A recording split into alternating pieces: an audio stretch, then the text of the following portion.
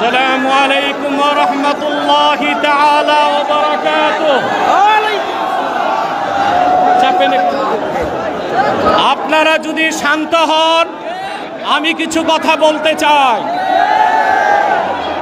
আজকে নির্যাতিত নিপীড়িত ফিলিস্তিনি মুসলমানদের স্বাধীনতার দাবিতে শত প্রতিবন্ধকতার পরেও আপনারা যে উপস্থিত ঘটিয়েছেন আজকের এই ঢাকা শহরে, যদি কোনো বাধা না আসতো তাহলে সরোয়ারদের মতো 10টা উদ্যানেও মানুষ জায়গা দেওয়া যেত না।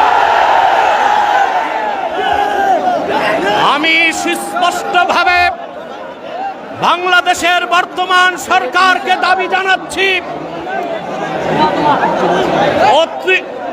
কোনো পরোয়া করবেন না, ময়দান আমাদের হাতে। কথা বলতে দেন। সম্মানিত, আমরা যা বলছি সত্য এবং ন্যায়ের মানদণ্ডে বলছি। প্রশাসনকে ভয় করার কোনো দরকার নাই আমাদের।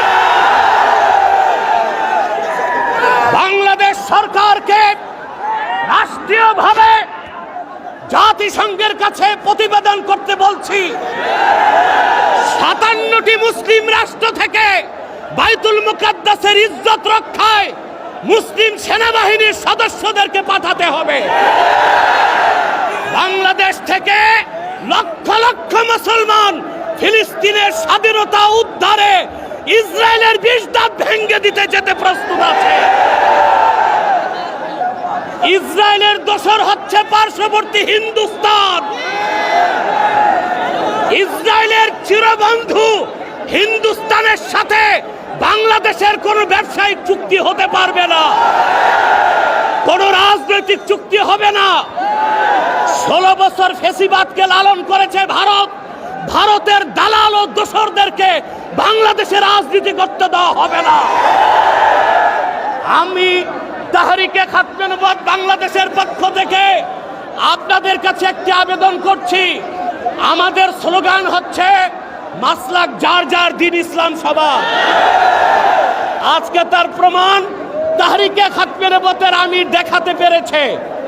সম্মানিত সুধী, আমি একটি আহ্বান করছি, কুখ্যাত কাফের কাদিয়ানীদেরকে রাষ্ট্রীয়ভাবে অমুসলিম ঘোষণার দাবিতে সকল মাসলাকের মুসলমানের নেতৃত্বে তাহরিক সরওয়ার দিতে বাংলাদেশের ইতিহাসে বৃহত্তম মহাসমাবেশ করতে চায়। কারা কারা প্রস্তুত আছেন হাত তুলে দেখান। আখির দাওয়ানা আনিল হামদুলিল্লাহি রাব্বিল আলামিন।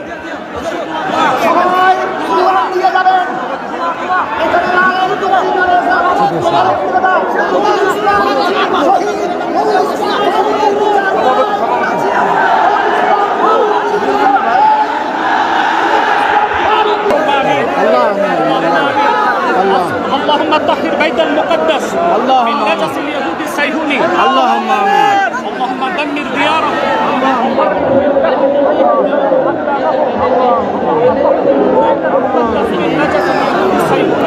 اللهم اصلح لنا شأننا ولا تكلنا إلى أنفسنا طرفة عين.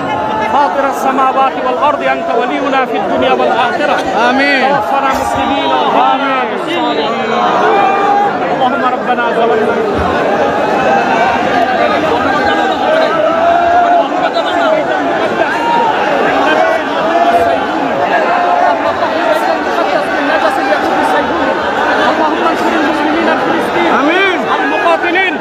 الذين يقاتلون في سبيلك.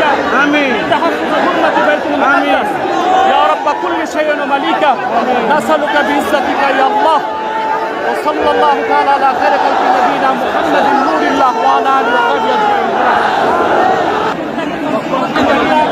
অত্যন্ত সফলতার সাথে লাখো জনতার উপস্থিতিতে শত বাধার পরেও আলহামদুলিল্লাহ আমাদের প্রোগ্রাম আজকে সফল হয়েছে এবং সুশৃঙ্খলভাবে আমরা প্রত্যাশা করি প্রশাসন সর্বোচ্চ সহযোগিতা করবে।